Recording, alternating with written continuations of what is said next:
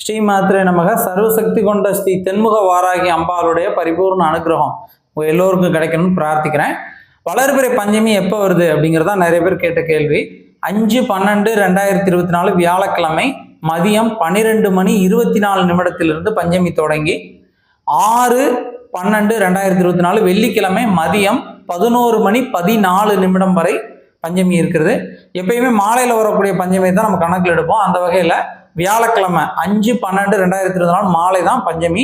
நம்முடைய தென்முக வாராகி திருக்கோயிலே மாலை சிறப்பு ஹோமம், அப்புறம் அம்பாளுக்கு சிறப்பு அபிஷேகங்கள் நடந்து அன்னதானம் பூஜைகள் நடக்கிறது.